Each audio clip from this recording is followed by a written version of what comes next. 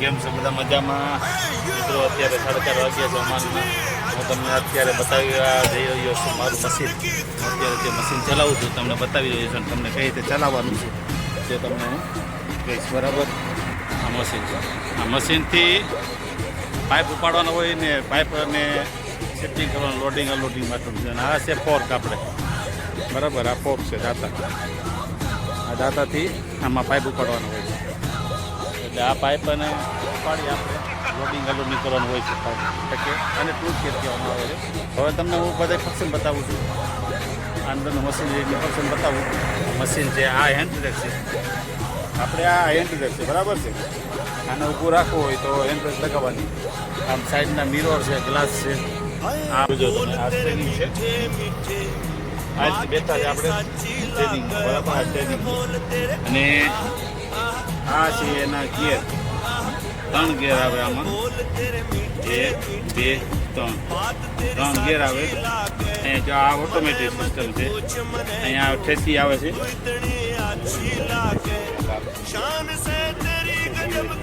આ ઠેસી હોય છે લાલ. ઠેસીને કરીએ તો ઓટોમેટિક નીકળી જાય.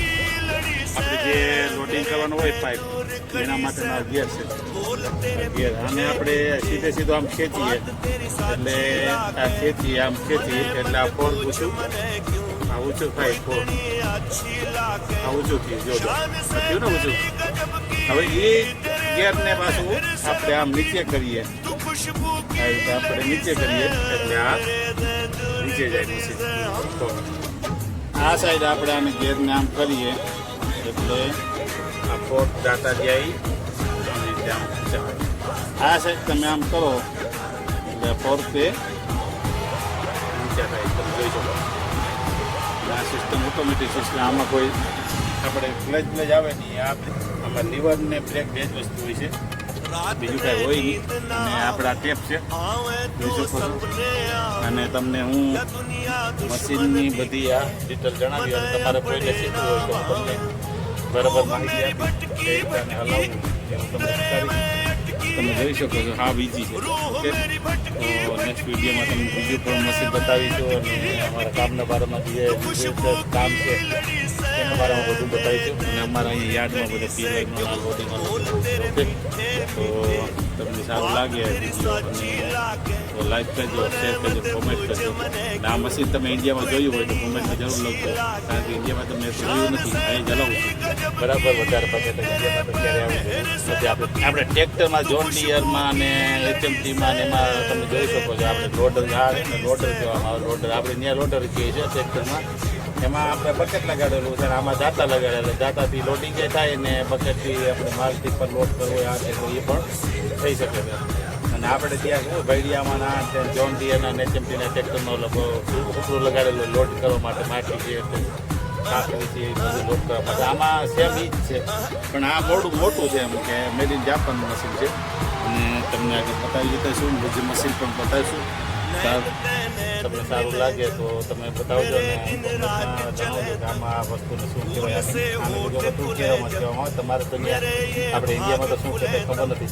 આના સ્પેર પાર્ટ કેવો હોય છે તમને બતાવું. ઓકે, તમને એ સ્પેર પાર્ટ બતાવીશું. હેલ્મેટ પહેરી લો. ઓકે મિત્રો, કારણ કે અહીંયા હેલ્મેટ ફરજિયાત છે એટલે હેલ્મેટ પહેરવું જરૂરી છે.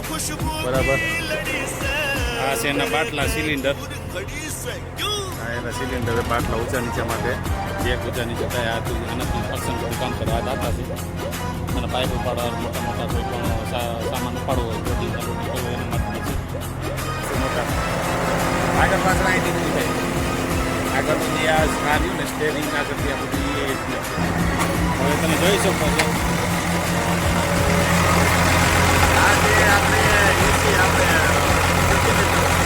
પાવર સપ્લાય બેટરી ચાલુ કરીએ છીએ જે પાવર આપણે અહીંયા જે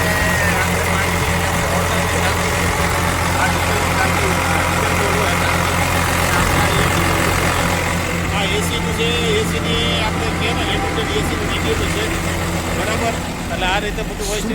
એસીને બાકી આ પાઇપ છે. આ એસીને આપણે